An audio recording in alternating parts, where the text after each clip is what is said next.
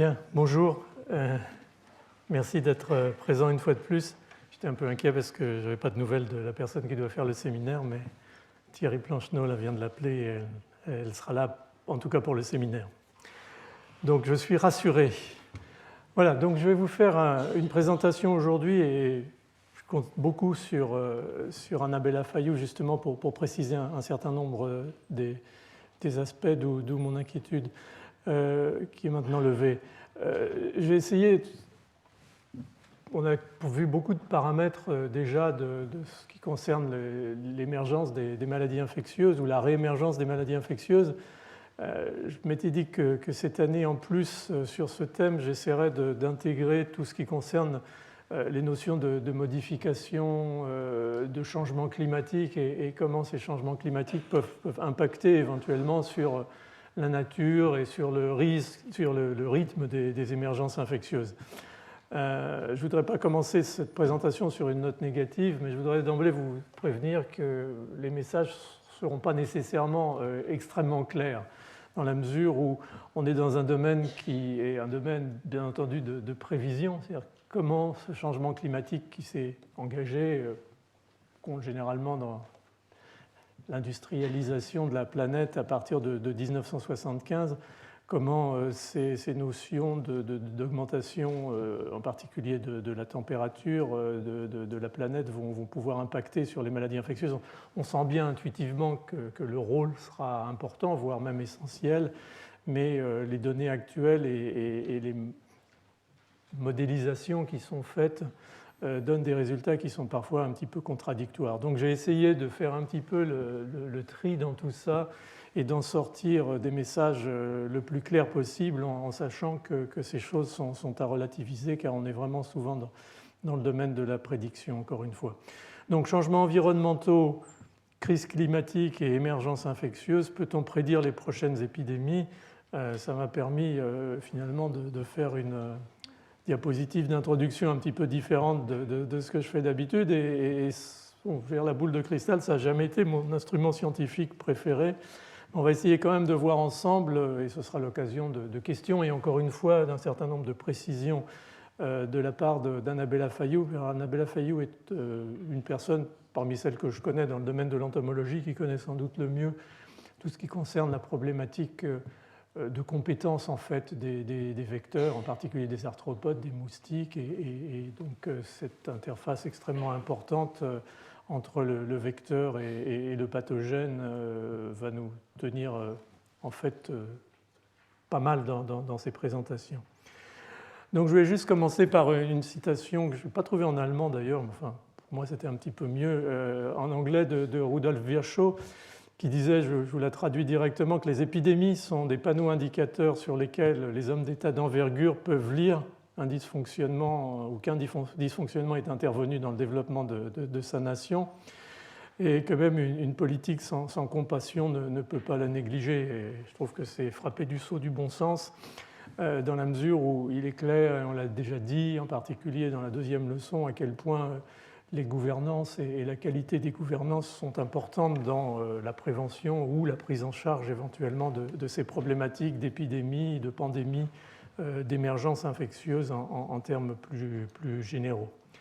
Alors, les autorités, effectivement, politiques et sanitaires, tentent depuis plusieurs années maintenant, on pourrait même dire plusieurs décades, de faire des prévisions, d'essayer d'effectivement établir des schémas sur la survenue, encore une fois, la nature, le rythme de ces émergences infectieuses, dans la mesure où certaines d'entre elles ont eu un impact majeur sur les sociétés, sur les économies. On parlait du sida et il y en a bien entendu beaucoup d'autres. Certains gouvernements ou certaines autorités politiques et sanitaires sont plus modélisatrices que d'autres. Le Royaume-Uni a toujours été très en avance sur toutes les problématiques de modélisation, d'introduction des mathématiques, de la statistique, des probabilistiques dans l'anticipation sur les événements, en particulier les événements de santé. Et donc il n'est pas très étonnant qu'un des grands exercices prévisionnels qui s'appelait très modestement Foresight, et a été engagé, et ça l'a été au début des années 2000 par les autorités sanitaires anglaises. Et c'était ce projet Foresight, un projet qui en fait essayait, sur la base bien entendu d'un certain nombre de paramètres sur lesquels je vais revenir, parce qu'ils sont tous a priori importants et souvent des paramètres de bon sens, peut-on améliorer la détection et l'identification des pathologies infectieuses sur les 10 à 25 prochaines années. Bon, c'est partie des délais raisonnables sur lesquels on peut essayer de faire quelques projections. Donc c'était un exercice relativement important, je le prends comme un exemple, il y en a d'autres bien entendu, dans la mesure où donc cet exercice a fait cette projection sur les années, la durée que je vous ai mentionnée. Ils sont quand même engagés 300 experts et décideurs, centrés essentiellement au Royaume-Uni, Europe et Afrique, avec une focalisation sur les facteurs. Alors il y a un terme un petit peu plus précis en anglais, les drivers, c'est un facteur, et puis en même temps ça pousse véritablement les événements, qui soient de nature sociale, économique, biologique bien entendu, et beaucoup évidemment environnementaux. Alors il y a un certain nombre de paramètres qui ont été évalués de façon prospective, c'est-à-dire comment des modifications éventuellement anticipées de ces paramètres vont impacter, et l'ensemble a été intégré. Donc bien entendu des facteurs dont on a beaucoup parlé, la gouvernance et la cohésion sociale, la démographie, les mouvements de population, les conflits, les nouvelles technologies, l'innovation et la gouvernance de ces nouvelles technologies, leur utilisation à bon escient, les changements dans l'agriculture et l'usage des terres, les facteurs économiques, revenus, prospérité, emploi, tendance des marchés et du commerce, transport et tourisme, activités humaines et pression sociale. Donc un certain nombre d'éléments qui sont ou font les éléments à la fois sociologiques et technologiques qui sous-tendent la survenue de ces maladies émergentes, puisqu'on a dit depuis le début qu'on était rentré dans cette période de l'Anthropocène où l'homme, au fond, par son importance, par son poids sur la planète, pouvait maintenant, malheureusement et heureusement, dans certaines circonstances, changer le destin des choses. Et donc tous ces éléments-là sont bien entendu des pièces d'un puzzle. Alors de cette analyse complexe, multiparamétrique, sont sortis un certain nombre de facteurs qui n'étaient peut-être pas encore tout à fait totalement ancrés dans les mentalités il y a une dizaine d'années, même si il y avait déjà eu beaucoup de réflexions. J'avais parlé les dernières fois de ce rapport aux États-Unis pour la National Academy of Science qu'avait fait Josh Lederberg et ses collaborateurs, qui avaient mis un peu en place les bases du rationnel du développement des épidémies émergentes, mais peut-être moins dans une certaine mesure cette analyse en profondeur des changements sociétaux qui pouvaient aboutir à ces émergences. Alors donc, quand vous lisez ces critères, ils en ont sélectionné une dizaine qui ne sont pas nécessairement totalement hiérarchisés ici.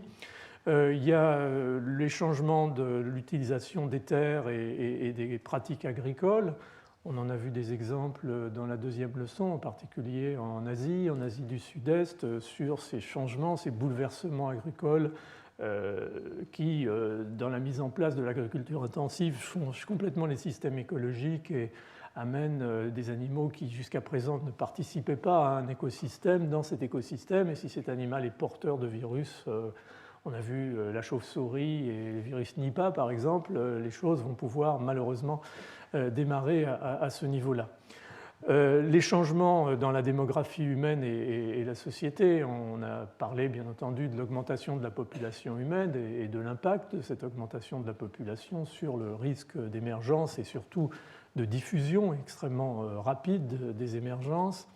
On a parlé bien entendu de la pauvreté, du risque sanitaire au fond, en termes de peut-être plutôt la réémergence des maladies. Un des exemples serait aussi l'environnement hospitalier, générateur par exemple de conditions de survenue ou de sélection de bactéries résistantes aux antibiotiques qui vont ensuite se disséminer. L'évolution des pathogènes, donc bien entendu le phénomène de résistance, mais éventuellement d'autres éléments. La contamination des sources alimentaires et d'eau, ça c'est un des point extrêmement important pour l'avenir de la planète, non seulement la disponibilité en eau et en nourriture, mais la disponibilité en eau potable et en nourriture qui ne soit pas avariée et contaminée, ce qui est extrêmement difficile dans certaines régions. Les voyages internationaux, bien entendu, les échecs de certaines politiques. Vous savez, il y avait un tableau où on avait essayé de décanter un petit peu les éléments de l'émergence, et la mauvaise gouvernance et les échecs des politiques de santé étaient un des éléments qui participaient considérablement. L'exemple serait par exemple l'explosion du sida en Afrique du Sud par la mauvaise gouvernance et l'interdiction de l'utilisation des trithérapies pendant un certain nombre d'années. Donc il y a plus le commerce, les échanges internationaux, tout ce qui est au fond l'expression de la globalisation et de l'augmentation de la population de la planète sont des éléments dont je pense qu'il est plus nécessaire de vous convaincre de la pertinence. Mais il y avait un élément qui peut-être était un peu nouveau il y a une dizaine d'années dans ces paramètres, dans ces drivers, qui est le dernier, là, le numéro 10, qui est les changements climatiques, lancé un petit peu comme ça à ce moment-là, mais certainement un élément sur lequel il est indispensable dans les conditions actuelles sur lequel il est indispensable de commencer à réfléchir très sérieusement. Et disons une partie de l'impression que je peux peut-être vous donner d'incertitude au début de cette présentation est qu'effectivement toute la littérature de ces 10 dernières années que j'ai essayé d'éplucher, pas de façon exhaustive bien entendu, j'ai essayé de sortir les éléments principaux, de les rediscuter avec des collègues, et parfois un petit peu difficile à suivre, je dirais, et les orientations n'ont pas toujours extrêmement claires. Et il y a toujours un article qui affirme quelque chose et l'article suivant qui l'infirme. Donc je voudrais surtout dire qu'en aucun cas, je ne crois pas que les changements climatiques vont avoir un rôle important dans l'évolution de l'émergence des maladies infectieuses. J'en suis profondément persuadé. Mais j'ai un petit doute actuellement sur toutes les procédures de modélisation qui, au fond, essayent d'extraire un paramètre à partir d'un nombre absolument extraordinaire de paramètres, à commencer bien entendu par les comportements humains, donc une certaine difficulté. Mais les tendances sont là, et au fond, dans la deuxième partie de ma présentation, étant sorti un petit peu de toute cette gymnastique, je dirais, de modélisation, on verra que si on reprend un petit peu de bon sens et qu'on regarde les faits, il y a à l'évidence, à la fois pour l'émergence infectieuse dans le monde animal et dans le monde végétal, et associée plus ou moins directement dans le monde humain, un rôle évident de changement climatique dans la progression d'un certain nombre de pathologies infectieuses, et en particulier dans un domaine, et d'où mon invitation d'Annabella Fayou, essentiel, qui est celui du développement des maladies vectorielles par les déplacements et l'expansion des populations de vecteurs. Donc on va essayer de revenir un petit peu là-dessus. Alors une brève histoire du changement climatique. Je suis sûr qu'il y a des gens dans cette assistance qui sont plus compétents que moi dans le domaine de l'analyse des données concernant le changement climatique. J'ai essayé d'être relativement simple de manière à articuler ça avec des choses qui étaient pertinentes de la problématique des maladies infectieuses.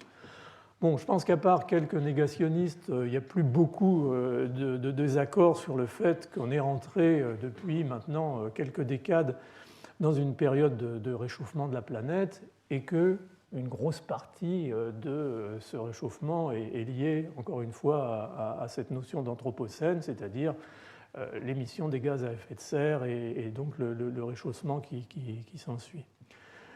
La récente augmentation de moyenne de la température, ça peut paraître faible, 1,5 degré sur quelques décades, mais néanmoins, quand on voit la subtilité et la sensibilité des écosystèmes, ces changements prennent déjà un niveau de signification qui est tout à fait indéniable.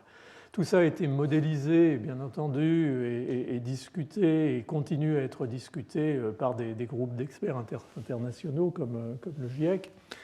Et les perspectives qui nous sont données depuis le début du XXe siècle jusqu'au début du XXIe siècle seraient une augmentation de la température de la planète en fait, dans une fourchette d'1,5 degré à quasiment 6 degrés, ce qui est finalement tout à fait considérable, dans la mesure où on parle là de moyenne, et on sait bien comment peuvent s'exprimer les moments spécifiques, comme par exemple les canicules dans les périodes estivales. Donc il est clair, et tous ceux qui s'intéressent à ce domaine considèrent qu'il y a peu de doute que ces changements climatiques auront un effet sur la santé humaine, au-delà simplement de la problématique des maladies infectieuses. Et bien entendu, par définition, l'attitude est de considérer que ces effets seront négatifs, et certainement beaucoup seront négatifs. On peut imaginer néanmoins que certains effets du réchauffement climatique puissent être positifs. Par exemple, le réchauffement en période hivernale va permettre peut-être à certains épisodes, comme les épisodes de grippe, d'être moins délétères qu'ils le sont à l'heure actuelle. Mais tout ça, encore une fois, c'est du domaine vraiment de perspective qu'il est extrêmement difficile de confirmer dans l'état actuel des choses, parce que les changements de température, encore une fois, sont restés jusqu'à présent relativement limités. Et on anticipe que pour voir des choses aussi caractéristiques, il faudra probablement un certain temps et une augmentation soutenue de cette température si, encore une fois, l'homme n'arrive pas à maîtriser cette situation.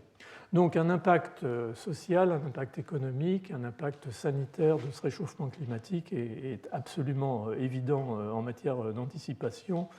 L'étendue exacte des dégâts, si je puis dire, est quand même encore relativement difficile à faire. Alors,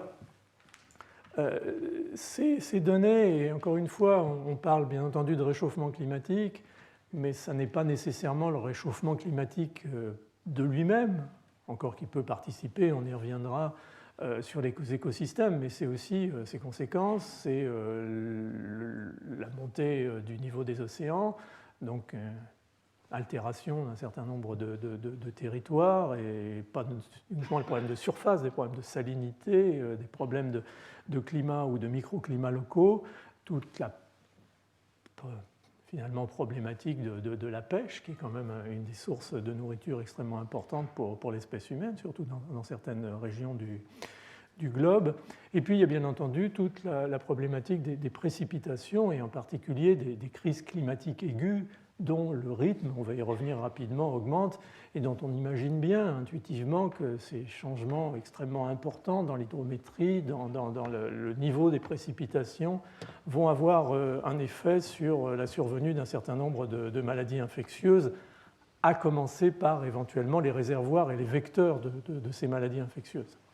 Alors on vit depuis quelques années dans ce contexte de ce changement climatique lié entre autres à cette augmentation globale de la température.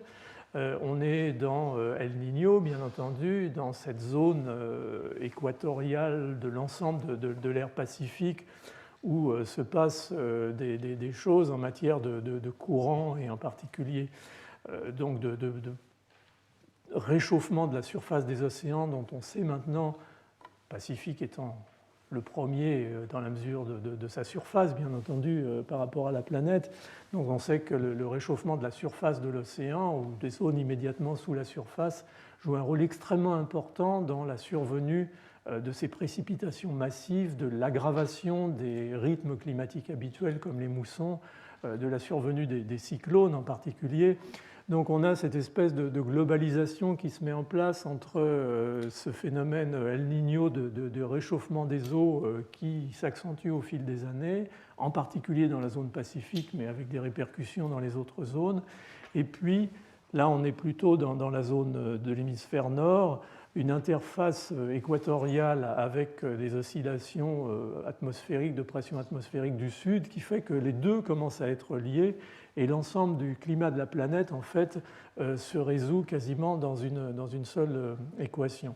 Donc on est dans un phénomène qui est un phénomène global, et on est donc dans des situations où tout ce qui va être étude des effets de ces changements climatiques sur les populations doit être, bien entendu, réalisé à l'échelle globale. La seule difficulté étant que lorsqu'on regarde les modélisations qui sont faites, qu'elles soient basées éventuellement sur des phénomènes, sur des paramètres purement théoriques ou qu'elles soient en partie basées sur des données biologiques de laboratoire. Par exemple, est-ce qu'à 2 degrés de plus, un moustique va vivre plus longtemps, moins longtemps, être plus compétent, moins compétent? Il y a quand même des éléments de base qui peuvent être éventuellement tirés au laboratoire, mais leur extension aux données dans la nature ne sont pas toujours très très simples. Donc on est dans cette situation à l'heure actuelle avec un réajustement permanent, une introduction de nouveaux paramètres qui permettent au fond de mieux mesurer éventuellement les impacts. Donc mais on va rester dans ce qui nous concerne ici sur ces 3 éléments qui sont le réchauffement global, l'élévation du niveau des océans et l'augmentation de fréquence des événements climatiques extrêmes. Donc toutes les travaux jusqu'à présent montrent une perspective d'augmentation de la température de la surface du globe. Il y a des études bien entendu rétrospectives. On est passé par des périodes de glaciation il y a 20 000 ans, et puis la température s'est stabilisée dans cette zone, en particulier dans les zones tempérées, et on anticipe ensuite l'augmentation.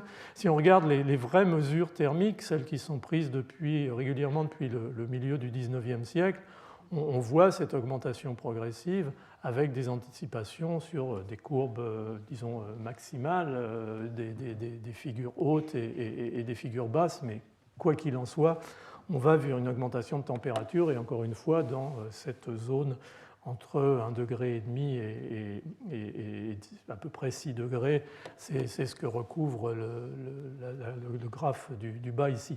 Alors pour ceux qui s'intéresseraient plus à leur voisinage, on a exactement les mêmes figures à Saint-Arnoux en Yvelines, où on voit l'augmentation sur les abacs de prévision dans des fenêtres qui sont à peu près similaires à ce que je viens de vous dire à l'échelle globale de la planète.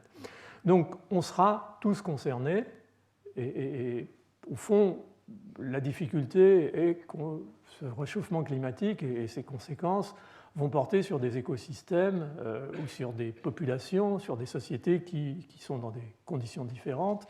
Est-ce que l'élévation de la température globale dans la zone sahélienne, par exemple, va avoir des effets négatifs? On s'en doute. Est-ce qu'il y aura quelques effets positifs sur les populations de vecteurs? Pourquoi pas, en restreignant leur développement, leur propagation. Dans les régions du Nord, il est bien évident qu'on assiste peu à peu, et on le voit bien, à une espèce de tropicalisation, si l'on peut dire, du climat, et en particulier à l'extension des zones de sécheresse, à l'augmentation de fréquence des événements climatiques majeurs. Donc tout ça est en train de bouger, et donc l'idée générale, c'est de voir comment on peut situer là-dedans le concept d'émergence infectieuse. Alors, on voit effectivement de plus en plus, on peut oublier peut-être le tableau du bas, mais regardez celui du haut. Si on regarde par zone sur la planète, on s'aperçoit que les nombres de cyclones tropicaux, par exemple, de catégorie maximum, c'est-à-dire 4 et 5, augmentent régulièrement. Si on prend la tranche 1975-1989, on voit que dans le Pacifique Est, et qu'on lui compare bien entendu 90-2004, qui est la deuxième partie du tableau, on voit une augmentation du nombre des événements. Pareil pour le Pacifique Ouest, qui est d'ailleurs une zone de plus en plus concernée par ces phénomènes, en particulier El Niño et Enso. Dans l'Atlantique Nord, il n'y a pas une zone de la planète qui ne soit pas concernée par une augmentation de ces cyclones, et donc l'augmentation de la surface des océans explique probablement, de la température de la surface des océans explique probablement tout ça. Alors, quel est l'impact d'un cyclone sur l'émergence infectieuse? À l'échelle individuelle d'un cyclone donné, ce n'est pas si évident que ça, et ça dit tout de suite, au fond, qu'on est encore dans un deuxième niveau de complexité, parce qu'on est sur un niveau court terme et sur un niveau long terme. Donc, les prédictions sont à la fois de savoir si l'augmentation du nombre des cyclones va, par les précipitations, par les changements de salinité, entraîner, on a déjà parlé, de la mousson et du rythme de survenue des épidémies de choléra, par exemple. Et on a dit que tous ces changements climatiques allaient donner lieu de plus en plus à des possibilités d'émergence du choléra, parce que le choléra adore ces situations où la salinité marine est mitigée par les pluies et par l'afflux des eaux estuarines, tout ça étant très favorable aux zoos et phytoplanctons qui sont la matrice de développement du choléra. Donc on voit très bien ce que les événements à court terme peuvent amener d'impact sur la survenue de modifications qui vont amener à l'émergence ou à la réémergence. Sur le plus long terme, c'est bien entendu beaucoup plus difficile, sauf à dire qu'on va avoir de plus en plus de ces événements climatiques dramatiques et donc une accumulation successive. Mais les tendances de fond que ça peut véritablement entraîner sont un petit peu plus difficiles à évaluer, voire très difficiles. Alors, donc, si on rentre maintenant dans le domaine de stricto sensu des maladies infectieuses,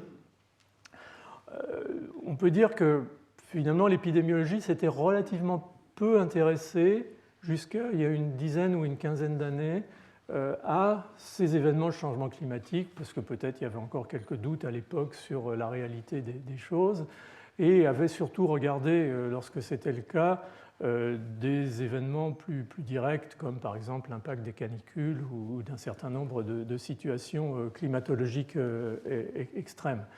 Mais ça n'est quand même que très récemment que le système s'est globalisé et qu'on a commencé à intégrer des choses au-delà justement de l'effet des canicules ou des pollutions aériennes liées à l'élévation thermique ou l'effet sur quelques populations microbiennes. Moi, je me souviens quand j'ai commencé à travailler sur la physiopathologie infectieuse, on parlait déjà en particulier de l'impact sur les insectes vecteurs, mais on n'avait pas encore véritablement intégré toute cette dimension. Donc, des modifications environnementales globales de cette étendue, de cette intensité, telles qu'on les voit et on les prédit, vont considérablement impacter, on l'imagine, même si encore une fois c'est parfois difficile d'anticiper ce que ce sera exactement, sur la santé des plantes, sur la santé animale et sur la santé humaine. Et encore une fois, l'étendue des conséquences reste pour l'instant relativement débattue. Alors, je répète peut-être ce que j'ai dit déjà, ce qui n'est pas clair non plus, c'est quelle sera donc l'étendue et la nature de cet impact. Où va-t-il se situer principalement? Plutôt dans l'hémisphère nord, dans l'hémisphère sud, plutôt dans nos hautes latitudes où les climats tempérés semblent effectivement se fragiliser. Est-ce que les effets seront positifs? Parfois, négatifs sans doute. Il y a beaucoup de publications sur le sujet, beaucoup de choses un petit peu convenues, je dirais, et peu qui vraiment prennent par le fond des choses et de façon critique, mais à la fois aussi convaincus du risque encouru. Les papiers en particulier de Mike Michael ont été assez exemplaires, c'est pour ça que j'ai cité celui du Lancet en 2006, qui était vraiment assez structuré par rapport à tout ça. Donc, des limitations aussi, parce que comme d'habitude, la plupart des études empiriques sur la relation climat-santé sont réalisées dans les pays à haut revenu. C'est là qu'on a les moyens de faire ce type d'études. Et il y a un manque criant à la fois de modélisation et d'anticipation dans les zones du Sud, dans les régions les plus pauvres. Au fond, peut-être l'impact du changement climatique ne sera pas plus dramatique qu'il pourrait l'être dans les régions du Nord, mais vu la fragilité des sociétés et des économies de ces pays, souvent largement fondée sur l'agriculture, on sent bien qu'à impact égal, éventuellement, les conséquences seront sans doute beaucoup plus dramatiques. Donc, projection mise sur les évolutions sanitaires sujettes à de nombreuses incertitudes, bien entendu, à cause du nombre infini de paramètres, et les tentatives de rationalisation. Alors ça, les gens adorent. On ne va pas être vraiment critique, mais on voit une quantité de schémas, d'algorithmes, avec des processus de mitigation et ainsi de suite. Voilà, c'est ce qu'on lit dans la littérature sur l'évolution et la survenue éventuellement de crises infectieuses en rapport avec ces changements climatiques. Et au fond, bien souvent, ça pas beaucoup de ce qu'on pouvait soi-même, par bon sens, anticiper. Donc la plupart des effets habituellement anticipés sur ce genre de schémas, qui ne sont pas des algorithmes, hein, c'est vraiment des schémas, sont négatifs, comme on l'a dit. Certains pourraient être positifs. On a parlé des réchauffements hivernaux et éventuellement de la diminution d'un certain nombre de maladies.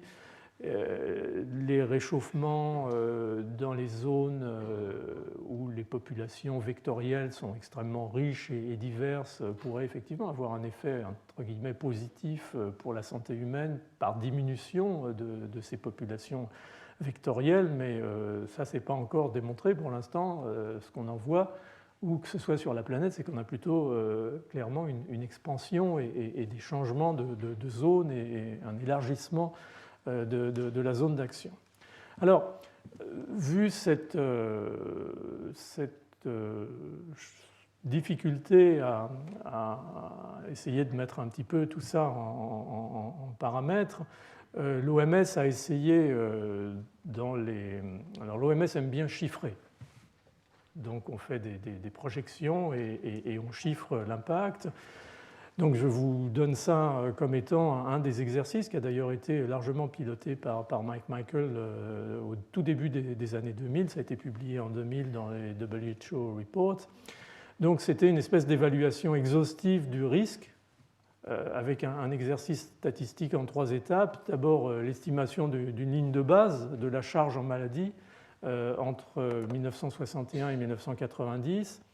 Ensuite, des spécifications à partir des données de la littérature, accroissement du risque de pathologie par unité d'augmentation de température ou d'autres variables climatiques. On a parlé bien sûr des précipitations. L'estimation par région, distribution, effet des changements climatiques sur la santé des populations. Et donc, à partir de cet exercice qui était un peu stratifié en fonction de ces paramètres qu'on vient de mentionner, l'estimation de la charge en pathologie associée au changement climatique entre ce bloc 61-90 et ensuite l'année 2000 était d'environ 160 000 décès et 5 500 000 DALY. Vous savez, on a déjà parlé dans les années précédentes du DALY, c'est qu'on ne regarde plus les choses en mortalité uniquement, mais en perte en fait d'années de vie productive, ce qui donne un peu plus d'évaluation de ces pathologies en termes de poids sur les sociétés, la mortalité restant un paramètre certes, mais peut-être moins essentiel dans son poids sur le fonctionnement global de la société. Donc la conclusion conservative, c'est-à-dire vraiment de niveau de base de l'OMS sur tout ça, était l'existence d'un coût de ces modifications climatiques qui était évalué tel qu'il a été fait ici avec tout, on peut dire en termes de critique, mais néanmoins l'exercice est fait et on a une borne et éventuellement un point de départ. Donc l'impression générale, et on va y revenir, c'est que donc, ces modifications de climat vont changer l'incidence, la transmission saisonnière, la distribution géographique de maladies à transmission, d'abord et avant tout vectorielle. Les autres pathologies sont généralement relativement au second plan en termes de pathologies infectieuses dans la notion d'émergence et de survenue. Et au fond, les pathologies qui sont les plus mises en avant, qui à l'évidence vont être affectées par ces changements climatiques, c'est encore une fois les pathologies à transmission vectorielle comme le paludisme, la dengue, la fièvre jaune transmises par des moustiques. Les encéphalites virales sont plutôt transmises par des tiques, mais on verra qu'il y a un doute sur les changements de population de tiques et le changement climatique. La bilharziose, parce que son cycle est essentiellement hydrique, et donc très sensible, bien entendu, au changement de température et de salinité des eaux ou d'autres paramètres, puisque c'est plutôt généralement des systèmes d'eau douce. La leishmaniose, on parlera des phlébotomes, la maladie de Lyme, l'onchocercose, tout ça sont des pathologies qui sont mises en avant à l'échelle globale de la planète. À deux niveaux d'ailleurs, leur aggravation dans les zones actuellement endémiques, mais surtout éventuellement leur extension, on parlera de la dengue par exemple, vers le nord et les risques encourus à ce niveau-là. Alors, globalement, il y a deux types de modèles, et puis on va clore là-dessus. Il y a ce qu'on appelle les modèles statistiques empiriques qui essayent de rendre compte avec une modélisation mathématique des interactions entre les effets divers liés au changement climatique, c'est-à-dire la température, le système pluviométrique, les vents, enfin, il y a tout un tas de paramètres qui sont intégrés, mais qui sont souvent affaiblis par des difficultés prédictives. Par exemple, comment prédit-on à long terme le niveau des précipitations? Ça, c'est quelque chose que manifestement, au-delà de 2 ou 3 semaines, les météorologistes ont encore beaucoup de mal à donner des certitudes. Et puis, ce que je disais tout à l'heure, des modélisations où pèse très lourd le paramètre biologique, mais qui, elles aussi, ont des faiblesses. La première étant que ces paramètres biologiques sont souvent des paramètres extraits de données du laboratoire, qui ne sont pas nécessairement pertinents dans la nature. Et puis, les relations mathématiques établies sont parfois un tout petit peu artificielles. Donc, les modèles méritent d'être discutés et probablement analysés et critiqués dans une certaine mesure, mais ils ont au moins le mérite d'être là et d'être ouverts en permanence à l'amélioration. Et Dieu sait si les gens travaillent à l'heure actuelle considérablement là-dessus. On est rentré dans une période en biologie même extrêmement intégrative où l'ensemble des paramètres sont généralement pris en compte pour essayer de déchiffrer un phénomène biologique complexe comme l'émergence d'une infection.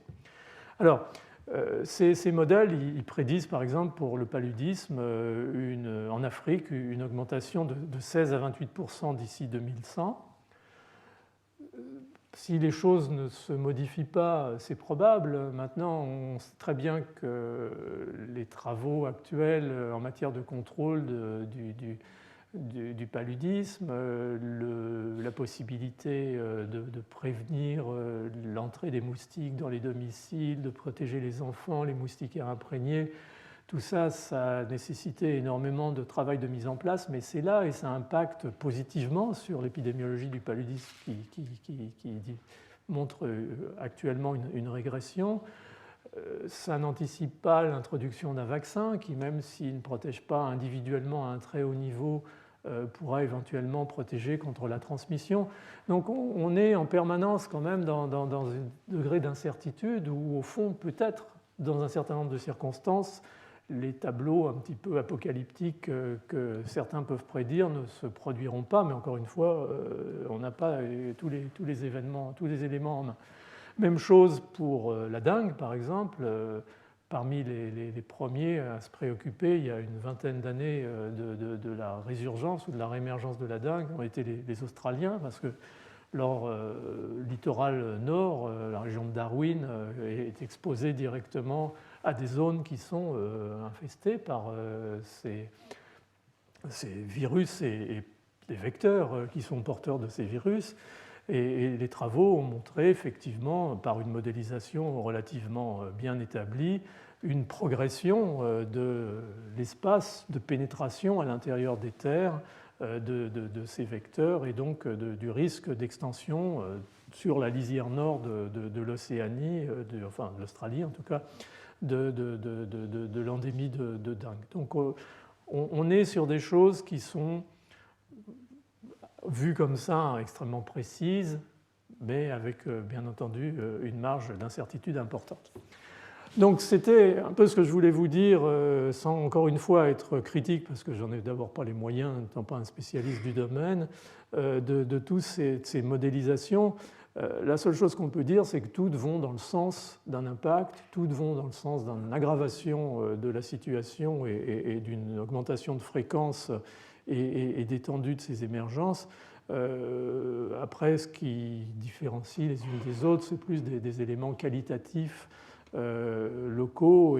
Et encore une fois, la difficulté, si on veut essayer de prendre les choses avec un petit peu de distance, c'est qu'on essaye de faire des prédictions par des algorithmes extrêmement complexes sur la globalité de la planète, alors qu'en réalité, il est beaucoup plus simple de commencer par des zones particulières, avec des écosystèmes particuliers, et l'intégration de tout ça ensuite serait peut-être un petit peu plus aisée, mais encore une fois, je suis un petit peu dubitatif après toutes ces lectures sur ce qu'on peut véritablement dire, hors le fait qu'il y aura des modifications et qu'elles iront certainement largement dans le mauvais sens.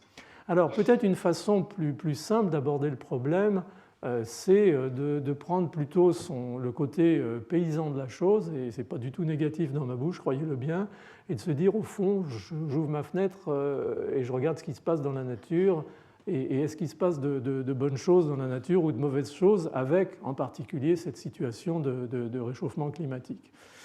Et si on sort peut-être du petit trait d'humour et qu'on rentre dans des organismes internationaux extrêmement sérieux comme la FAO, il y a effectivement un cri d'alarme depuis plusieurs années maintenant de la FAO sur les risques de changement climatique en matière de santé végétale, animale et par définition en conséquence de la santé humaine. Quelque chose qu'on oublie assez régulièrement, enfin en tout cas sûrement pas les spécialistes, mais peut-être nous-mêmes, c'est toutes ces populations d'insectes qu'on appelle ravageurs ou déprédateurs qui s'attaquent aux cultures ou aux produits agricoles stockés. Et clairement, le réchauffement et les changements hydrométriques vont avoir un impact sur, au fond, ces écosystèmes extrêmement subtils, extrêmement complexes, où on a des prédateurs, ces insectes ravageurs, on a des prédateurs de ces insectes ravageurs, on a les cibles végétales, et tout ça est extrêmement dépendant, bien entendu, et vous le savez, des conditions climatiques, de la température, de la sécheresse, du degré hygrométrique local et d'autres situations comme les vents qui vont éventuellement déplacer ces populations. Donc on est dans une situation où là on voit probablement, alors c'est plus bien entendu du corrélatif que de la causalité, problème un peu général hein, dans les aspects de santé publique en particulier, mais étendu à la végétation. On voit l'impact qu'ont ces prédateurs et en particulier dans certaines zones de la planète où ils vont participer très largement à ces dégradations, en particulier des récoltes ou des récoltes stockées à l'occasion, encore une fois, de ces changements climatiques et puis d'un certain nombre de modifications, en particulier de la diminution de la couverture végétale, tout ce qui est déforestation, désertification et ainsi de suite. Donc il y a des effets qui sont attendus du réchauffement climatique sur l'émergence infectieuse dans le monde animal et dans le monde végétal, dans ce contexte global de déstabilisation des écosystèmes. Et on rentre très vite donc dans cette notion de One World, One Health, parce qu'au fond, tout est lié, les récoltes, la santé animale, la santé humaine, on en a déjà parlé, ce n'est pas uniquement le fait de la transmission de zoonoses, c'est aussi un contexte tout à fait global. Donc, un effet dominant de ces changements climatiques sur les insectes, arthropodes, les moustiques, les pucerons, les phlébotomes, les puces, sur les tiques aussi, les virus et les bactéries qu'ils transportent. Au fond, l'accroissement thermique entraîne un risque probable d'une large extension des zones géographiques d'action, d'activité de ces insectes, soit prédateurs de récoltes, soit transmetteurs de pathologies. Donc ça, c'est l'aspect peut-être le plus visible et le plus facile, entre guillemets, à analyser, c'est celui des migrations, extensions de populations de vecteurs, avec donc le risque qu'ils ont de transmettre les micro-organismes pathogènes dont ils sont porteurs, combiné à l'effet de ces prédateurs sur la destruction des récoltes, avec les risques bien entendu indirects sur la nutrition en matière animale et humaine. Et puis l'autre risque des changements thermiques, et en particulier par exemple de la sécheresse et de la désertification, en termes d'émergence, c'est le rapprochement d'espèces animales et le risque de transmission par raréfaction des points d'eau, par exemple, de virus dont certains animaux sauvages sont porteurs, d'ailleurs parfois asymptomatiques, à des animaux domestiques. Et il y a bien entendu toute la problématique, par exemple en Afrique, le gnou est porteur d'un virus qui est en fait la fièvre catarrhale maligne, c'est un herpès virus gamma. Si ça reste confiné aux populations de gnous, qui sont d'ailleurs le plus souvent des porteurs asymptomatiques, il n'y a pas trop de soucis. Mais dès que les gnous sont en contact avec des animaux domestiques, parce qu'encore une fois, la raréfaction des points d'eau facilite ce contact, la transmission se fait et le virus passe dans le monde ovin, bovin, donc dans le monde des animaux domestiques, donc les rapproche de l'homme, bien entendu. Donc c'est à la fois un aspect sur les vecteurs, mais c'est aussi un aspect sur la concentration, l'effet de concentration et de contact au sein du monde animal, l'équivalent étant chez l'homme l'extension de la chasse dans les forêts et le contact par exemple avec les grands singes porteurs de virus comme les rétrovirus. Ce qu'on oublie aussi assez souvent, c'est que dans tout ce changement climatique, il y a un impact énorme aussi sur les écosystèmes aquatiques et la pêche en Afrique, par exemple, est un élément extrêmement important pour la nutrition, que ce soit en rivière ou en mer. Et donc la fragilisation de ces écosystèmes marins ou dans les rivières et les fleuves est particulièrement préoccupante. Donc tout ça, ce sont des éléments qui sont extrêmement surveillés par la FAO avec un certain nombre d'épizooties qui se sont développés dans l'environnement aquatique, en particulier tout ce qui concerne les infections fongiques en Afrique australe, par exemple, qui sont actuellement une cause dramatique de mort de poissons dans les rivières.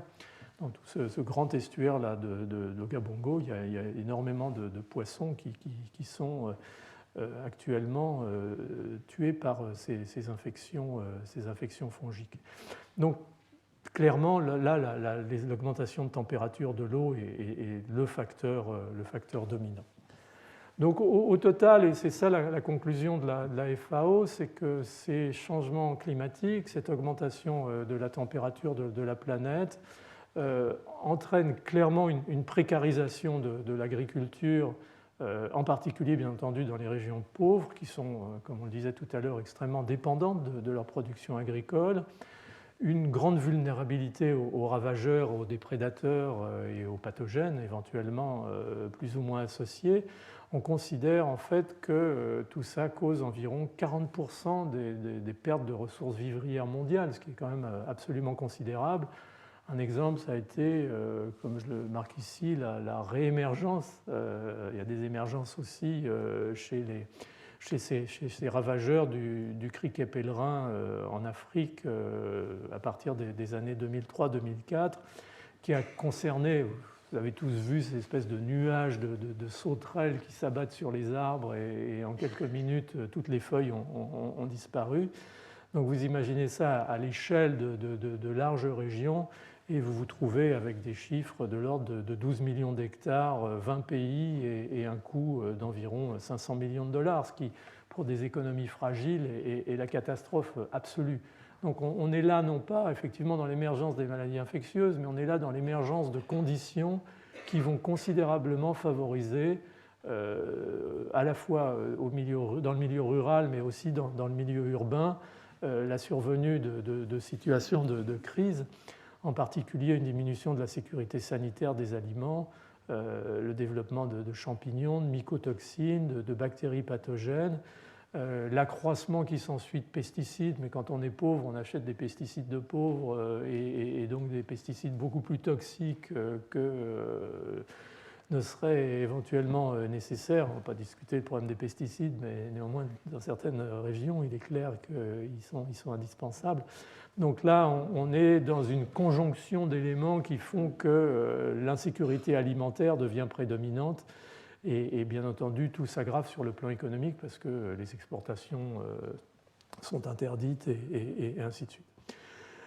Il y a ça, et puis il y a tout ce qui concerne les maladies infectieuses elles-mêmes. On a vu des épidémies ces dernières décades de fièvre afteuse, d'encéphalopathie spongiforme bovine, de peste porcine, de grippe aviaire.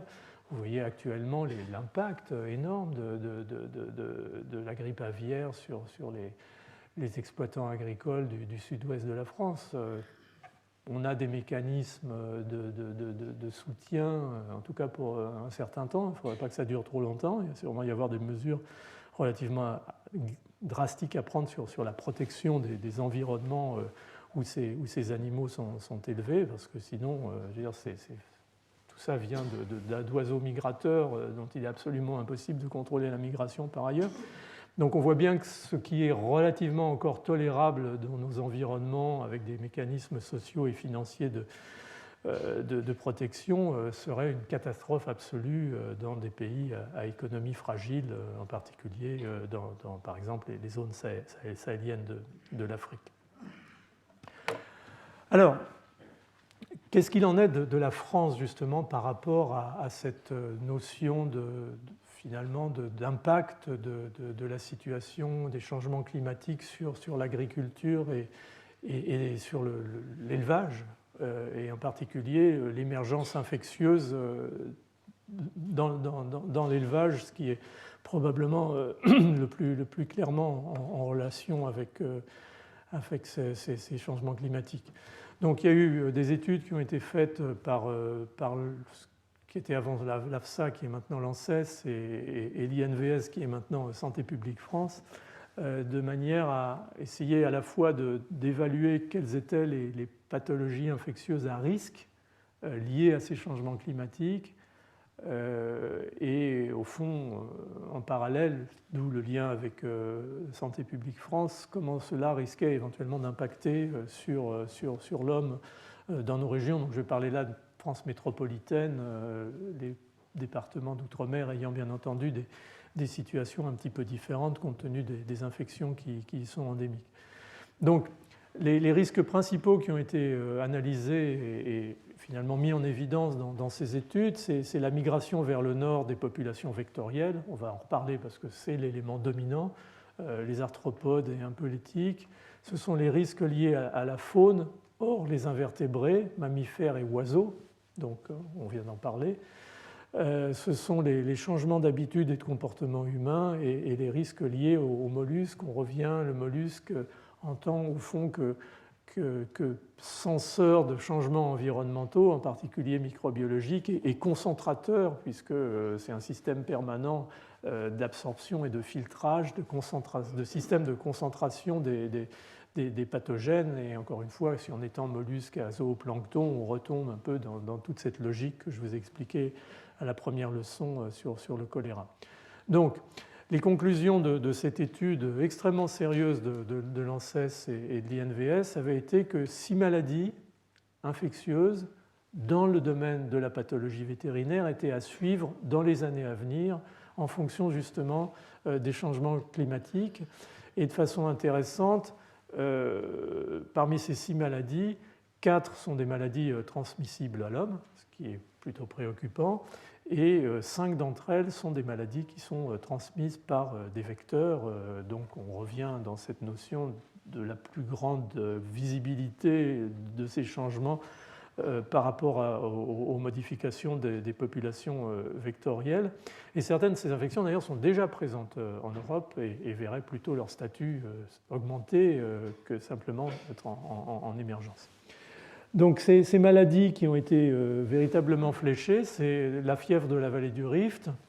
Le pathogène, c'est le virus de la fièvre de la vallée du Rift, qui est un bunyavirus, qui est une maladie dont le réservoir du virus sont les ruminants domestiques, l'aire géographique pour l'instant limitée à l'Afrique, et dont les vecteurs, parce que la gamme de vecteurs est assez large, sont des moustiques Aedes ou Culex.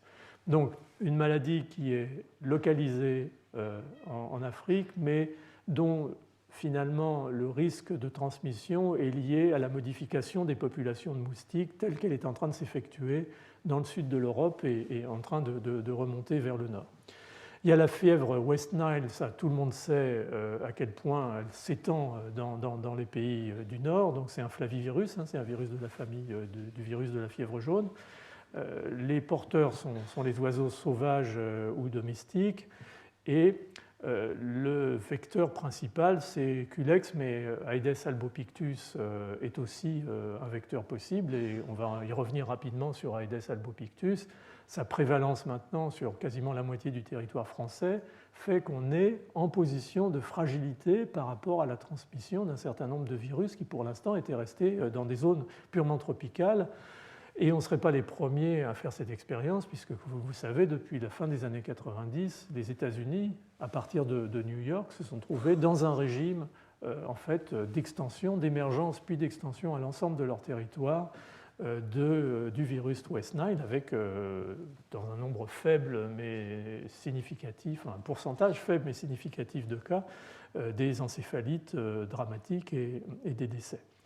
La leishmaniose viscérale, qui était à peu près contrôlée, en tout cas dans le sud de la France, qui restait quand même relativement prévalente sur l'ensemble du bassin méditerranéen, a de fortes chances de revenir. Le réservoir, c'est le chien, parce que les populations de phlébotomes, encore une fois, largement sous l'effet du réchauffement climatique, ont tendance à de nouveau s'étendre. Donc bassin méditerranéen, Afrique, Moyen-Orient, mais possibilité d'extension plus au nord.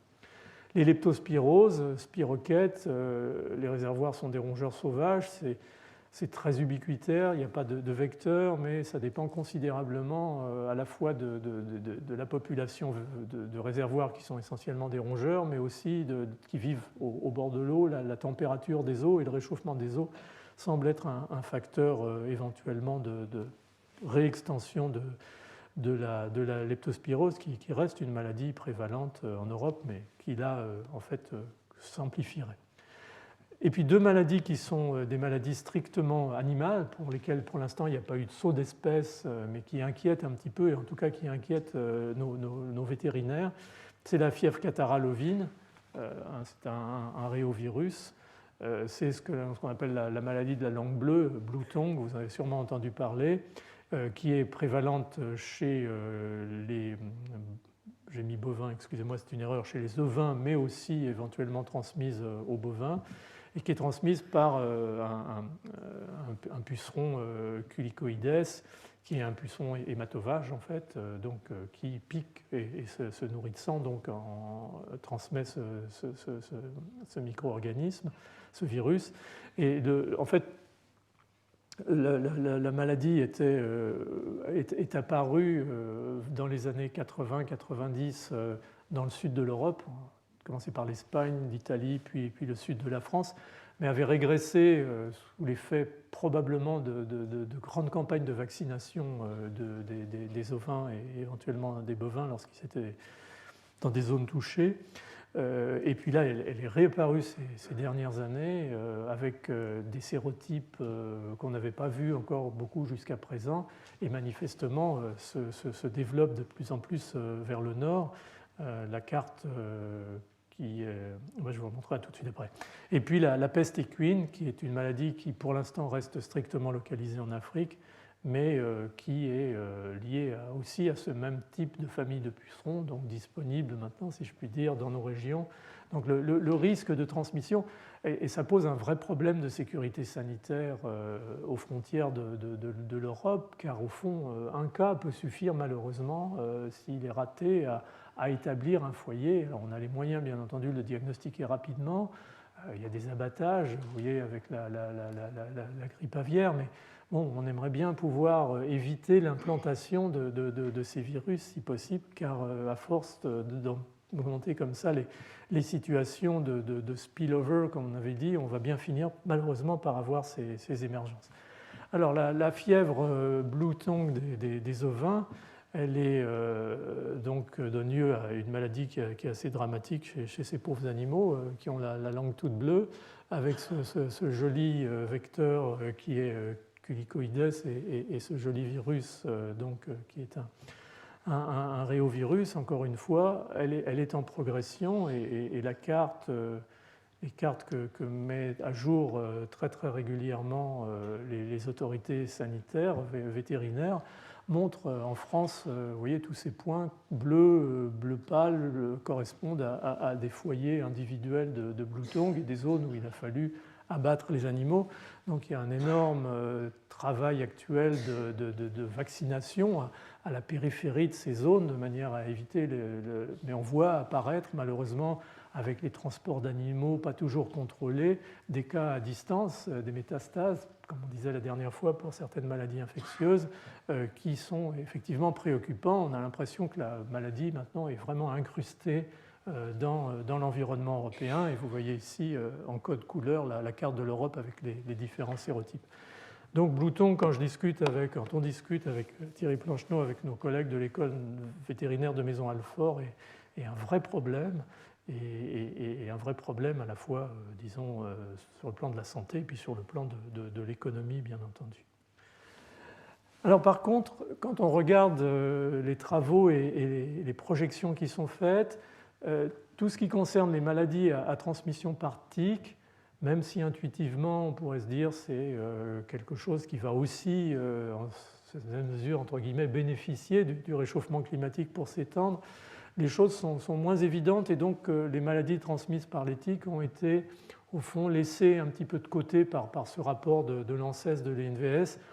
Les trois grandes maladies à transmission par les tiques, c'est bien entendu la maladie de Lyme, vous en avez entendu parler ces derniers temps beaucoup, même si ça existe depuis maintenant une quarantaine d'années, c'est découverte en tout cas aux États-Unis, dans le Connecticut. C'est Borrelia burgdorferi, c'est une bactérie qui la cause.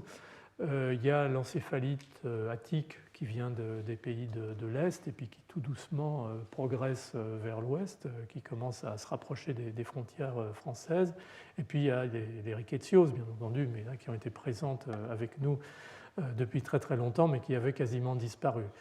Donc ces trois maladies sont dans le collimateur, bien entendu, mais l'impact possible du réchauffement climatique est considéré en règle générale comme relativement limité, dans la mesure où, comme vous le voyez sur la carte ici, la tique, enfin les tiques Ixodes, qui sont les vecteurs de la maladie dans ce cycle entre les cervidés, certains rongeurs sauvages et l'homme éventuellement touché, mais en tout cas là on reste encore dans le domaine animal. On pense que cette population dont la transmission, le cycle est beaucoup plus actif en période automnale et au moment du printemps, donc dans des zones où les changements climatiques sont probablement moins intenses, ou dans des périodes où les changements climatiques sont moins intenses. Il y a une carte qui est extrêmement, au fond, associée aux forêts et à la fragmentation des forêts. C'est-à-dire la meilleure santé des forêts, en fait, a augmenté considérablement les populations de cervidés qui sont un des réservoirs et porteurs de ces tiques. Donc on a l'impression que les paramètres liés à l'écologie des systèmes forestiers sont bien supérieurs aux paramètres éventuels liés au réchauffement climatique. Donc ces maladies-là ont été laissées un petit peu de côté dans l'état actuel des choses. Cette espèce de coulée orange, là, c'est la progression lente mais inexorable de l'encéphalite attique vers nos frontières. Le même type de tique est responsable et porteur de ce virus de l'encéphalite. Donc on est dans des situations là qui sont moins clairement en rapport avec les changements climatiques et beaucoup plus associées en fait entre guillemets à la santé des forêts. Et vous savez qu'après les épisodes dramatiques de déforestation en Europe, en particulier en Allemagne, dû aux pluies acides qui étaient là aussi des effets de l'Anthropocène, puisque c'était lié aux activités industrielles pas très bien contrôlées en termes de pollution de certains pays de l'Est. Le contrôle de cette pollution a permis de sauver les forêts, en fait, ou les forêts européennes, et le développement des forêts a vu le redéploiement des cervidés et dans la foulée, bien entendu, l'émergence ou l'intensification de l'émergence de ces maladies. Donc, ouais, c'est vraiment très très difficile de faire on ne peut pas globaliser les choses par rapport à ces changements climatiques. Alors, dernier point, quand même ça nous intéresse, c'est la situation vis-à-vis de l'homme. Donc on a parlé de ces changements vectoriels. Et effectivement, intuitivement, et Annabella vous en parlera beaucoup mieux que moi, il y a certainement un impact ou des impacts à attendre du changement climatique sur les trois paramètres en fait, de ce qu'on appelle le cycle vectoriel, c'est-à-dire sur le vecteur lui-même, sur le réservoir de micro-organismes et sur l'homme qui va être l'hôte final, en tout cas pour ce qui nous concerne. Donc on peut avoir deux faits de ces changements climatiques, de ce réchauffement et ce qui va avec, des changements dans les agents infectieux avec une meilleure adaptation aux nouvelles conditions, on a parlé des capacités d'adaptation, de fitness de ces micro-organismes, la répartition, l'éthologie, la dynamique, la structure génétique des vertébrés réservoirs. Bon, on vient de parler des forêts, mais il y a d'autres situations qui peuvent être plus directement liées au changement climatique. On a parlé en particulier de la sécheresse en Afrique et du rapprochement de certaines espèces animales, donc des changements éthologiques et écologiques évidents. La répartition, l'abondance, la dynamique et la structure génétique des populations d'arthropodes vecteurs, c'est probablement le paramètre prédominant dans tous ces domaines parce que c'est manifestement sans doute celui qui est le plus sensible et le plus susceptible de changer très rapidement par rapport, par exemple, aux populations de réservoirs, d'animaux réservoirs ou aux populations humaines. Donc, on va avoir des modifications et on les voit déjà sous nos yeux. On voit déjà ces populations de moustiques qui sont parties du sud de la France et qui commencent à remonter vers le nord. Donc ça, c'est un problème, je dirais, d'écologie et d'éthologie, mais il y a aussi des problèmes de biologie inhérents à ces animaux qu'il faut étudier de très près. C'est leur longévité qui va avoir un impact, bien entendu, sur la compétence. Plus ils vont vivre longtemps, plus éventuellement ils auront des chances de transmettre la maladie, encore que ce n'est pas toujours aussi simple que ça. Les changements de saisonnalité, peut-être des changements de saisonnalité vont aggraver encore la distribution des pathogènes. Le raccourcissement du cycle de développement par le réchauffement. On sait que quand on incube à une température un peu supérieure, les phénomènes de développement s'accélèrent. Il y a une limite, il y a un seuil, bien entendu. Au-delà de ce seuil, on va avoir plutôt des effets négatifs. Mais donc on est encore dans cette zone de réchauffement où on sera plutôt effectivement dans la notion d'expansion et d'augmentation des capacités de ces vecteurs. Alors, bon, on peut multiplier les éléments, on peut faire des effets de manche, il ne faut pas céder au sensationnalisme parce qu'on voit souvent des tableaux apocalyptiques, mais je pense que s'il y a une attitude qu'il faut éviter dans tout ça, c'est le négationnisme, parce qu'on est en permanence en retard d'un métro, si je peux être vulgaire dans ces situations-là. Et je pense personnellement, je le dis d'ailleurs très clairement dans le livre que j'ai publié il y a quelques jours, que la France, en tout cas les citoyens français, par rapport à la lutte vectorielle, sont extrêmement, eux, incompétents. Si les vecteurs sont compétents, les individus le sont moins. Tout est laissé aux autorités sanitaires qui font leur travail dans les limites des disponibilités et de leurs capacités. Mais il y a un vrai travail citoyen à faire sur d'abord la compréhension de ce que c'est que le cycle des vecteurs, dans la lutte antivectorielle à l'échelle individuelle. Je ne sais pas si vous avez vu, si vous avez l'occasion de le regarder, il y a un petit clip de Walt Disney absolument magnifique qui avait été fait dans les années 40 au moment où les États-Unis ont décidé d'éradiquer le paludisme dans le sud du pays, en particulier en Géorgie, en Louisiane, en Alabama.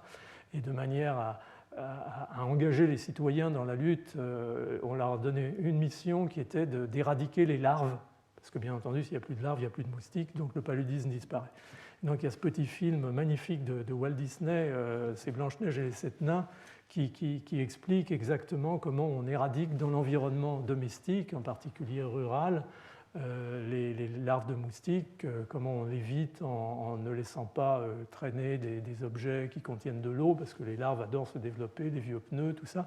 Et quand on va se promener dans le sud de la France, on s'aperçoit que certes, les jardins sont généralement très très bien entretenus, mais dès qu'on sort de ces zones, dans les zones communes, sur le bord des routes et autres, il y a un tas d'objets qui peuvent très très bien servir. Donc il y a un effet collectif là qui est, excusez-moi de prêcher un petit peu pour ça, mais je trouve qu'on est vraiment assez peu performant parce qu'on n'est pas assez conscient et probablement trop fataliste par rapport à ça. Le résultat des courses, c'est quand même, sans vouloir non plus vous donner mauvaise conscience, que le moustique tigre, c'est-à-dire Aedes albopictus, qui est le moustique vecteur de la dengue, par exemple, et parler de la dengue en 2 mots. Donc Aedes albopictus, qui est le véhicule de la dengue, s'est développé depuis quelques années sur le territoire français. Il était relativement endémique dans le sud, dans les zones comme la Camargue par exemple, ou dans les Alpes-Maritimes. Il était présent aussi dans le nord de l'Italie, il était présent en Albanie. Mais là, vous voyez qu'au fil des années, là c'est novembre 2016, Aedes albopictus est arrivé sur les bords de la Loire et a même sauté, d'ailleurs probablement pour des raisons climatiques, parce que l'Alsace a des effets de faune par rapport aux Vosges, à une température globalement plus élevée. Donc on est là dans une situation où ce vecteur de maladies virales qui peuvent être éventuellement graves, comme la dengue, est présent sur l'ensemble de notre territoire. Alors pourquoi a-t-on laissé tout ça se développer ? On verra un jour ou l'autre quelqu'un s'emparer de cette situation et probablement faire un buzz médiatique autour de ça. Une des raisons principales, c'est que les œufs sont extrêmement résistants et les moustiques pondent n'importe où, y compris dans des caves, dans des zones qui sont relativement difficiles d'accès. Donc il y a un vrai travail de fond sur l'identification et donc une éducation par rapport à l'identification des éléments de ce cycle et à leur destruction. Mais quand on voit la carte, on se dit que c'est peut-être déjà malheureusement un petit peu tard. Alors, est-ce que la dengue risque de revenir en France ? La réponse est oui. Elle peut d'autant plus revenir qu'elle a déjà existé. Au début du XXe siècle, on avait des grandes épidémies dans les cités du sud de la France, à Marseille, à Montpellier, parfois violentes et parfois dramatiques. Vous savez qu'une des complications de la dengue, c'est la dengue hémorragique, c'est des saignements et éventuellement des décès. La cause effective en est donc la pullulation d'Aedes albopictus, le moustique tigre, qui encore une fois est présent maintenant de façon endémique en France et qui a commencé cette progression incontrôlée vers le nord. Il y a le risque éventuellement d'un jour de l'introduction du vrai vecteur qui est Aedes aegypti, qui pourrait être favorisé par le réchauffement climatique, donc par cette notion de tropicalisation des hautes latitudes dont on a parlé tout à l'heure. Et pour ceux qui penseraient que tout ça, c'est du scénario catastrophe, il y a 2 choses à dire.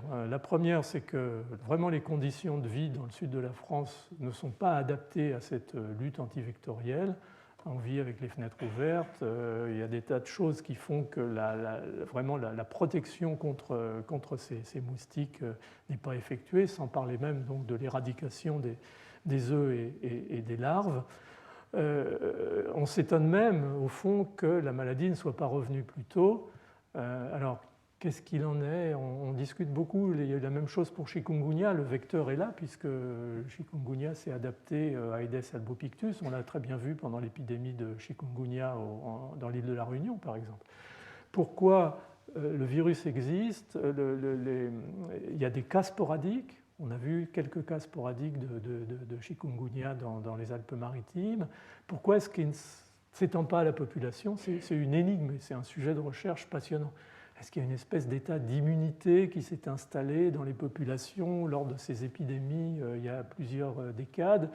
Est-ce qu'il y aura des printing épigénétique, je ne sais quoi, qui fait qu'on rentre de plus en plus, des gens travaillent sur cette mémoire éventuellement au-delà de ce qu'est la mémoire à l'échelle d'un individu et qui peut être éventuellement transmise. En tout cas, apparemment, il n'y a pas énormément il n'y a pas eu jusqu'à présent de cas autochtones. Sauf que en août-septembre 2015, on a vu apparaître 7 cas de dengue du sérotype 1, ce qu'on appelle le virus de la dengue 1, autochtones, c'est-à-dire survenant chez des gens, chez des personnes qui n'étaient pas allées en zone d'endémie de la dengue, dans les zones tropicales, bien entendu, dans les 15 jours précédents. C'est généralement ce qu'on prend comme date butoir. C'est apparu dans les quartiers de la banlieue sud-est de Nîmes, dans ce qu'on appelle le Mas de Ville. Et donc, l'Agence régionale de santé et Santé publique France ont entamé une enquête à laquelle, d'ailleurs, on a participé et financé cette grande enquête de la population de ce quartier pour essayer de détecter, au fond, au-delà de ces 7 individus malades, est-ce qu'il y a eu une couverture relativement large de cette population. Et donc, la personne qui avait introduit la maladie dans ce quartier a été identifiée. C'était quelqu'un qui revenait de Polynésie. Ça correspondait parfaitement au sérotype trouvé. Ça veut dire donc que de cet individu qu'on appelle index en épidémiologie, par la présence d'Aedes albopictus, qui est bien entendu endémique dans les banlieues de Montpellier, voire de Nîmes, voire en ville, le virus a été transmis en France métropolitaine à d'autres personnes qui n'avaient jamais mis les pieds dans une zone endémique de dengue. Il y a eu donc un cluster, comme on l'appelle, qui a duré quelques semaines et qui est peut-être quelque part une espèce de prémisse. Alors, les cas se sont situés à quelques centaines de mètres. On pose toujours la question, c'est quoi l'autonomie de vol d'un moustique? C'est pas toujours facile de répondre. Ça m'est arrivé d'être dans une villa à 50 km de la Camargue, d'être piqué par des moustiques et les propriétaires me disant c'est des moustiques qui viennent de Camargue. Je ne pense pas qu'ils aient une autonomie de vol de 50 km. C'est quelques centaines de mètres, probablement 200 ou 300 mètres. On s'est renseigné récemment par rapport à ça. Donc ça veut dire qu'autour de ce cas index, sur une distance de 200-300 mètres, sans parler du fait que les moustiques peuvent être transportés par des voitures, par des véhicules, on a en France clairement la possibilité de développer une petite épidémie de dengue. Et au fond, il y a deux façons de le voir. Il y a la façon rassurante qui consiste à dire oui, ce n'est pas vraiment une grande épidémie, on a bien vu que ça a été très vite diagnostiqué, grâce d'ailleurs à une personne antillaise qui avait l'habitude de la dengue et qui a dit mais ça ressemble à la dengue, et ça a alerté les autorités sanitaires. Ça, c'est l'aspect optimiste de dire on a les moyens d'y faire face et de toute façon, manifestement, ça ne s'est pas développé de façon spectaculaire. La vision pessimiste, qui serait plutôt la mienne, c'est qu'on est en train de voir en temps réel s'installer la dengue en France. C'est-à-dire par petites touches comme ça, successives, on va voir des foyers se développer, peut-être pas à un rythme très fréquent, mais avec le temps, on verra que les choses s'accélèrent. Et il n'y a pas de raison, au fond, biologique, qu'à un moment ou à un autre, le virus étant introduit, la carte de l'infection virale ne vienne se superposer à la carte de l'endémie du vecteur.